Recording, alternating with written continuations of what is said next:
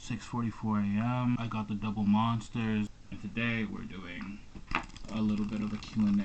For those of you who don't know, I've spent the last few years building an unnecessarily complicated, interconnected universe across my albums. This world building project kind of started with, individual characters and storylines and alter egos and concepts, and my autistic brain just kind of ran with that and took it to the logical conclusion. The world of SLUDGEBATH and the setting of Gomorrah kind of started becoming more set in stone. And after a few episodes of doing these kind of mini comic strips, we decided to do an entire manga. And it doesn't make any sense. It doesn't make any sense. Time-wise, resource-wise, financially, it is such an undertaking for just two people. But I'm so fucking glad that we ended up doing it. Now, SLUDGEBATH is so much more than just supplementary material to make the music more interesting. I cannot imagine the music without SLUDGEBATH, and I can't imagine SLUDGEBATH without the music. They're somehow symbiotically linked and interconnected, but can stand on their own completely independently, and that is so fucking exciting to me. I've always been such a nerd for writing stories, building these worlds, creating these characters. When I was a kid, literally from the ages of maybe 5 to 16 years old, I used to disappear into my mind for hours at a time, building on this one universe with characters and stories, narratives, histories, settings, and this world just kept on building, being revamped, recontextualized, remade for, 11 years? And the fact that I can do the same shit at 23 years old, and this is what's paying my bills, it just doesn't fucking make sense. Do you fucking see this shit? After literal years of grueling labor and getting this to manifest in our material reality, we have Volume 2 on the way, and I'm so fucking pumped. I think it's better than Volume 1 in every fucking capacity. Lyra's art style developed. I think the writing is tighter. I think it's funnier, and the panel composition makes more sense, and I think SLUDGEBATH over time is just gonna get better and better. You have to remember, this is our first fucking attempt at doing anything like this. This is our fucking baby.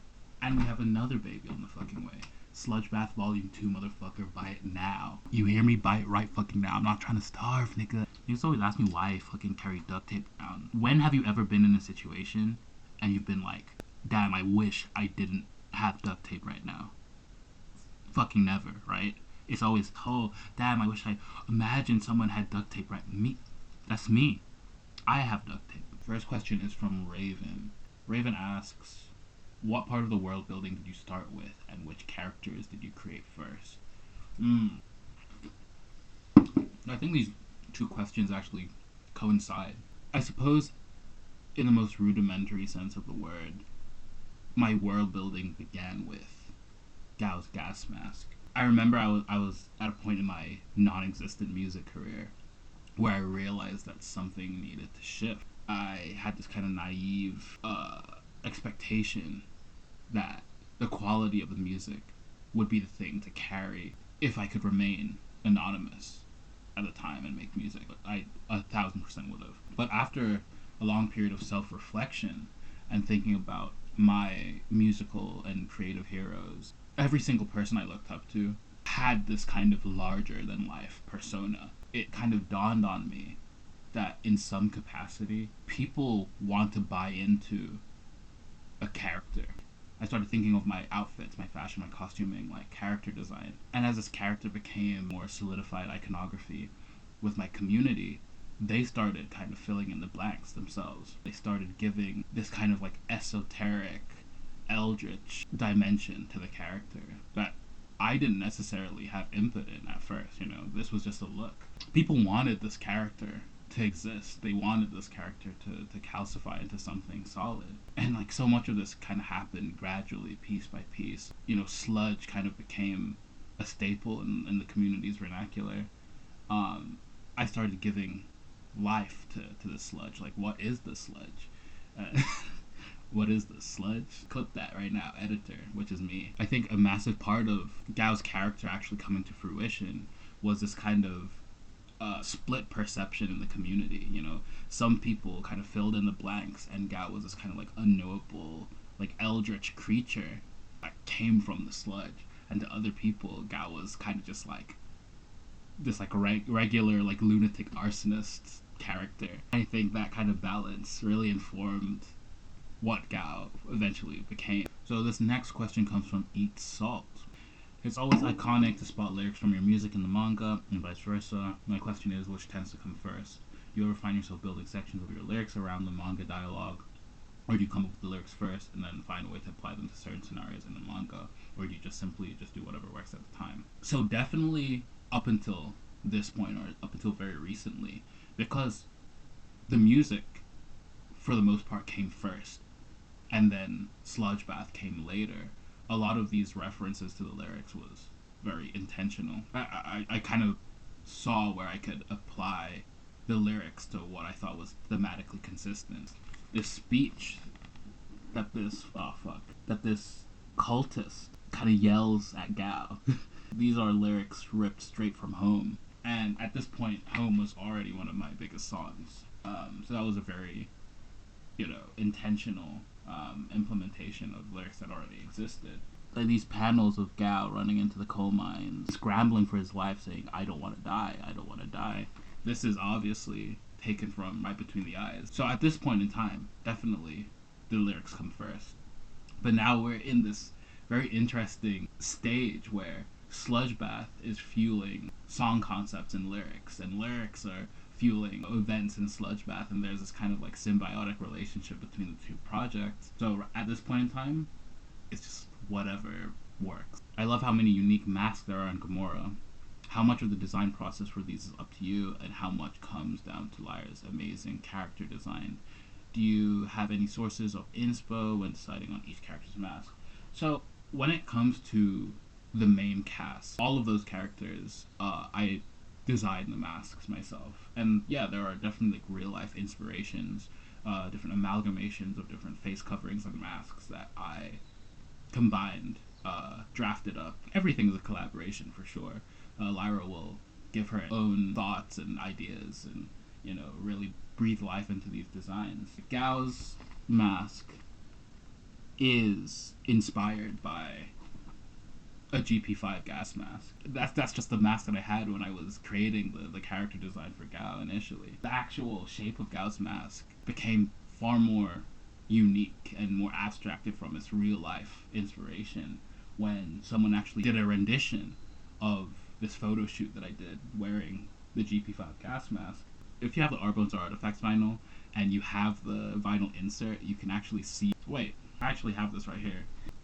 Our Bones Are Artifacts. Boom. Actually, this artwork right here, if you look at Gao's mask, it's far snubbier than the actual GP5 gas mask in real life. And this artist's rendition of this mask with the snubbier filter, it completely changed Gao's canonical design. And I think that's kind of how a lot of these designs went, I was building these costumes in real life with resources that I myself could get a hold of. And I think once Lyra took on those character designs, more life was breathed into them. The character designs kind of became far more fantastical, more unique. And there's Virgil's mask. Virgil's mask is inspired by this British military extreme cold mask. I just kind of looked at this mask and I just saw Virgil's character. I don't know, just the way Adventure Time can marry science fiction and magic and horror and comedy, just all of that is such a huge inspiration for SLUDGEBATH. Even just aesthetically, the way Adventure Time mixes its magic with this kind of post-apocalyptic science fiction tinge, having this clash of aesthetic and visual identity with a kind of post-apocalyptic militaristic atmosphere with the mushroom war, while simultaneously having this kind of eldritch cosmology. And when it comes to my favorite Adventure Time character, I have to say it's Marceline. 1000% it's Marceline. And I can do you one better than that. I think my my gay awakening when I was a kid was actually Marshall-Lee, the gender swapped version of Marceline, voiced by Donald Glover. Oh my fucking god, that dude is so fucking sexy. But yeah, Marceline's always been my favorite. You know, her storyline with Simon is definitely one of the cores, the emotional cores of Adventure Time's story. And her music fucking slaps. Dude, Marshall-Lee was my gay awakening. Marceline was my fucking lesbian awakening. Like, Bubbling is so fucking important to me. Every time I watch What Was Missing and we get to I'm Just Your Problem, I will weep. I will just cry. Fuck.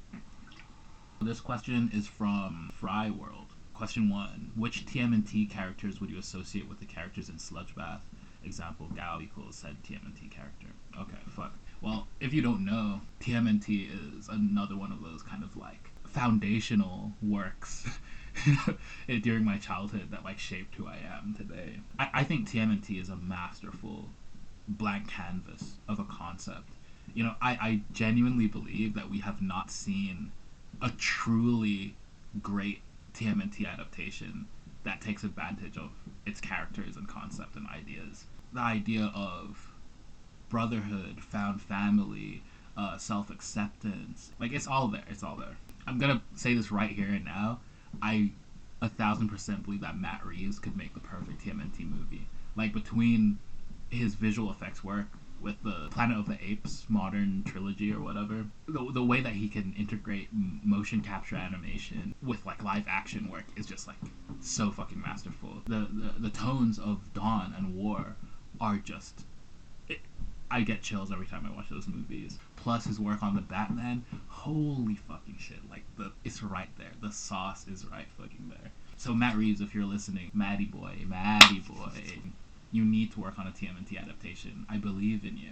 Since you're not fucking working on the Batman Part 2, like, you need to do this. I think it would make sense to say that Gao is a pretty balanced mix of Michelangelo and Raphael. Like, if I had to pick any, I think those archetypes, I think pretty much sum up Gao's temperament, you know? Like Raph, Gao is very, like, in touch with his emotions, I suppose. Maybe a little bit too in touch, you know? He's very prone to outbursts, not very good at emotional regulation.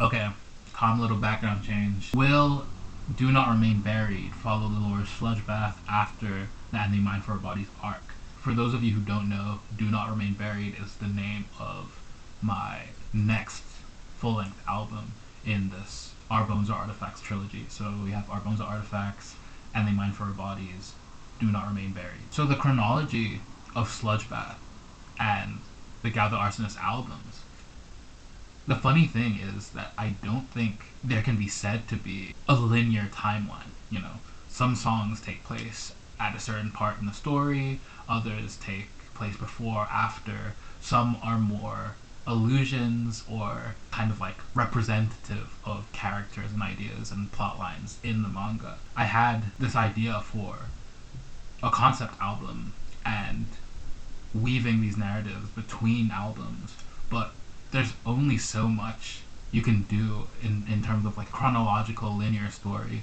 in terms of music, right? So the SLUDGEBATH manga is supposed to expand and clarify. So I don't think we can necessarily like line up, you know, Our Bones and Artifacts happens at this point in SLUDGEBATH, and They Mind for Bodies happens at this point in SLUDGEBATH, and Do Not Remain Buried happens at this point in SLUDGEBATH. But just the same, like, you know, there are songs and character perspectives in And They Mind for Our Bodies from characters that have not even appeared in SLUDGEBATH yet. So, does Mackenzie take inspiration from Billy the Puppet? Actually, no. I think the inspiration for Dalston and Mackenzie's character is so fucking hilarious. So Dalston is Josephine Haskell's second in command, and he's this kind of meek, spineless worm of a man who cannot express his own thoughts, feelings, and desires at all. And what he does is he speaks through his mouthpiece and best friend Mackenzie, which is this dual personality puppet with a rotating face. So you have Maxwell, who is the kind of brash, abrasive, downright fucking offensive side of Dawson's self-expression. And then we have Kenzie, who is just as blunt and matter of fact, but is entirely naive and innocent, just lacking any kind of social awareness or, any kind of knowledge of social cues. But this character archetype is pretty common throughout media. But the funny thing is, the one that inspired me the most is fucking Robbie from Victorious and his puppet Rex. If you've never watched this legendary Nickelodeon show, Robbie Shapiro is this wimpy nerd kind of archetype character who is a ventriloquist. I guess in universe, but I guess in universe we don't even know if Rex is a sentient, independent being from Robbie or not. And I think I carried that over to Dawson Mackenzie as well.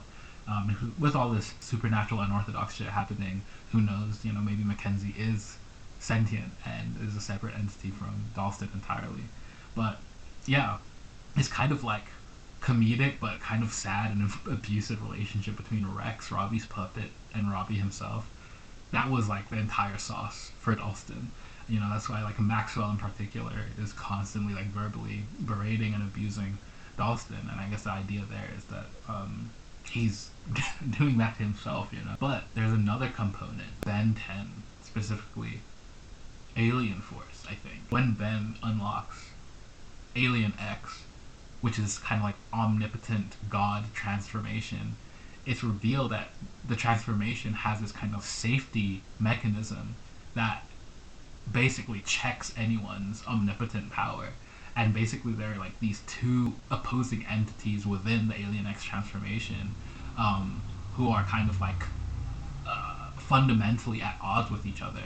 And with any decision that you make with Alien X, any action that you want to commit, you have to get these two entities to agree, which is seemingly impossible. And if they do not agree, Alien X is completely frozen solid and cannot move, is completely disabled. And that kind of duality definitely inspired Kenzie and Maxwell. We have Bosch, and Bosch asks, where did Virgil get his hat from? So, if you don't already know, our boy Virgil is bounced, which means he's trapped in this parallel spatial dimension where he can't actually interact with the physical plane. Essentially a ghost walking around Gomorrah. No one can see him, no one can hear him except other unorthodox like Gao. So, the question is that I always fucking get, where the fuck does Virgil get his clothes? No, where did he get his gun? Where does he get his bullets? Where does he get his cigarettes? If he can't interact with the physical world, where is he getting all these fucking items? How does he eat food? A lot of people think it's a bit of a silly question, but it's actually quite important. And without spoiling too much, there are other items on the other side that have been bounced, as kind of explained in SLUDGEBATH. Bouncing as a mechanism is used by Vuno and Palisade by extension as a kind of waste disposal dimension. So plenty of things over the years have been bounced to the other side. What manga and other works inspired SLUDGEBATH the most for me? Okay, Roadside Picnic, that was like a huge guiding light for the world building of SLUDGEBATH. Then of course we have Adventure Time, Teenage Mutant Ninja Turtles, things like Chainsaw Man, BN Puppy Cat, Dorohedoro, a huge influence for SLUDGEBATH, but maybe not in the way that people think. I'm very well aware that sludge is used in the community of Dorohedoro. Even the art book is called Mud and Sludge or something like that. The thing is, I learned about Dorohedoro after. It was just a huge coincidence of things that I'm interested in coinciding when my friend showed me Dorohedoro. Things like Cayman's gas mask, like the dilapidated, dystopian setting of the hull. Things like this were very reminiscent of the stuff that I was working on in SLUDGEBATH. But I think primarily the things that Dorohedoro influenced are, one, this kind of grungy, messy line work with the art style, this art style that Lyra developed over time. And secondly, the aesthetic of promethanol being used as this kind of power system in SLUDGEBATH is very inspired by the way smoke, I think it's called, is used in Doro. But yeah, the way that it's this kind of like physical, like tactile substance that then has its like reality warping properties. That was definitely inspired by Doro. Oh, things like fear and hunger, right? The imagery of these like unknowable eldritch abominations scuttling around in the mines. That made me want to introduce the mines as a setting in SLUDGEBATH, and then inform so much of the world building. You know, that's what made it a mining city. That's what introduced the coal, the idea of I guess the entire basis of like anime mine for our bodies. I guess those are the influences off the top of my fucking head, but there's so many things that you're in conversation with when you're creating, you know, even things that you're not aware of inform your decision making. Okay, we have Lawrence Rotig. Am I saying that name right? You can shoot me if I'm not. Did you try to rebirth the Antichrist? Next question. A question from Satan is Slacking. And they ask, what is the world outside of Gomorrah like? Like, how did the meltdown and the appearance of Prometheus affect the rest of the planet? Are there still people out there? And if so, are they aware of what's taking place in Gomorrah? I can't spoil too much, but what we do know, all fucking contained in volume 1 and 2 of SLUDGEBATH so far, there are people outside of Gomorrah. In forensics, when we meet these guys, the cleaners, we learn that they are from outside of Gomorrah. They are individuals from low socioeconomic backgrounds, and they're scouted and commissioned by the government to go out and remove unhoused and undocumented people from both private and public property. And they basically turn into a government execution squad for homeless people. We know they are funded by the government, the IAC, which is the imperial agency of the crown. And what information I can give about the IAC is that after the nuclear meltdown in 1920 and the parousia that happened just seconds after, a state of emergency was called for. Martial law was instated.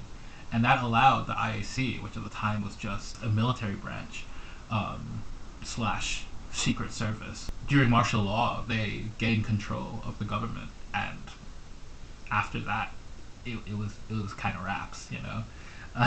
So right now they're governing the country outside of Gomorrah. We will definitely see more that's happening outside of Gomorrah, but we're also aware of Virgil's organization, the Blackguard. They are seemingly active. There are things happening behind the scenes. Satan is Slacking also asks, please tell me we'll get to see Prometheus again. Yes, the Eldritch Horror is my favorite character. It's based on the first time we see Prometheus. If we do see Prometheus again, it's probably game over. I'm just gonna leave it at that. Okay, that was the SLUDGEBATH Volume 1 and 2 Q&A. Thank you very much. This is fucking maddening, just talking to myself in a room for a couple hours. Stay safe, stay sludged. Peace.